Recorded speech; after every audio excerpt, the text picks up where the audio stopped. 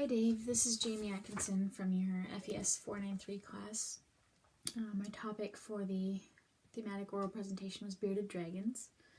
Theme statement being that bearded dragons are gentle, lovable pets that deserve our respect and the best possible care. My ideal setting would be probably in a reptile zoo or a school, audience being tourists and or children. The objective is to educate them on something they might not know. So I'd like the audience to know the basics about the history of bearded dragons, their care, some of the common problems that plague bearded dragon owners. I'd like them to feel some of the reasons that why bearded dragons are so loved. My introductory paragraph goes, bearded dragons, formerly known as Pagona viticeps, are a pretty common household pet in the US these days.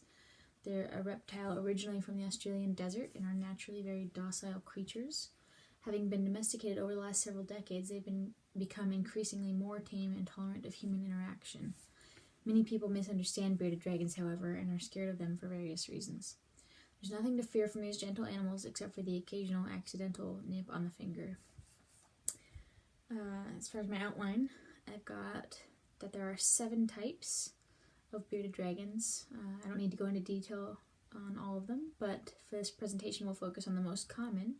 That's the Pagona viticeps I mentioned earlier, also known as the central bearded dragon or inland bearded dragon. History. They are found in the Australian desert, the eastern half of the continent, in the arid and rocky regions and woodlands, naturally. And then they were originally exported, smuggled illegally into Germany and other parts of Europe in the 1960s.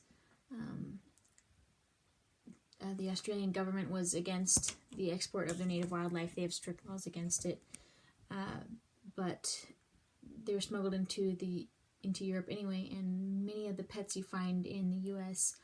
are from the same stock of Europe in the early 1960s. They didn't actually make their way into the U.S. as pets until the 1990s, but since then they've grown in popularity and are actually pretty common nowadays here in the United States. As pets, bearded dragons live up to 10 years, depending on their physical and mental well-being. They can weigh anywhere from 0.6 of a pound, just up to just over 1 pound. They can get up to 2 feet in length. All of these measurements are dependent on certain factors like diet, health, and the size of their cage, which we'll get into later. Their temperament is very social. They're curious little animals. They can recognize people's voices. They allow and even enjoy being handled by humans. They can get along with people's pets. Sometimes you can see them playing tug-of-war or even cuddling with dogs and cats.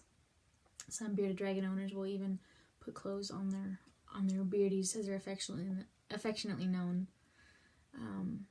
They're very gentle. They don't bite unless they're mistaking your finger for food. When they're tired, if it's past, their bedtime, they'll fall asleep anywhere, just about anywhere, on your chest or in a blanket. They can get startled pretty easily, though, if you sneak up on a bearded dragon or they're not expecting you. They get startled and they puff up their beard and they open their mouth all big, make themselves look threatening, and they tense up. But they recover quickly once they realize they're in no danger. So, bearded dragons cannot be housed with other beardies.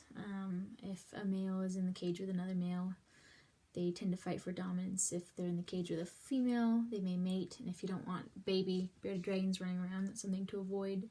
You can't generally put bearded dragons in a cage with baby bearded dragons, as they'll eat the young. Requirements as a pet. They need a large terrarium. They need their cage to be large enough to turn around fully, be able to run and to climb, which are things that they enjoy. They need a suitable substrate. This can be made of sand or wood chips or even a rock mat. There are several different kinds. They need a heat lamp, which is not only responsible for heat but for a broad spectrum of UVA light. So they need UVA, UVB, and their heat needs to be anywhere from 70 to 110 degrees to keep them healthy and comfortable. Without any of these things, they can get very sick. If it's a cold day or just a nighttime, and they need a ceramic heat emitter to keep the temperature up to spec. They also need a water pool in their cage.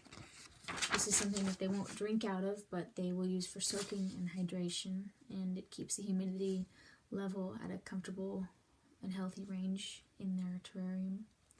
They also need a hammock for climbing, wood branches, rocks, and artificial plants in their terrarium in order to keep their cage interactive and fun. Other health requirements, beardies need at least a weekly bath. This bath is something that they take in the bathtub or in the sink in 90 to 100 degree water for about 10 to 20 minutes. They absorb the water through their skin, and this keeps them hydrated. They need some exercise. They can either run around in the house and be loose there, or some bearded dragon owners will even get their pet a leash, take them outside. Another requirement of the bearded dragons is vitamins. So at least every other day they need vitamin supplements in their food. The main one being calcium, as this prevents metabolic bone disease, and which is a problem that many bearded dragon owners encounter, and I'll touch on later. Several other vitamins can be used to make up for potential deficiencies, but it all depends on the diet and health of your bearded dragon. So, speaking of diet, when they're young, they need at least 70% insects in their diet. The protein is needed for growth.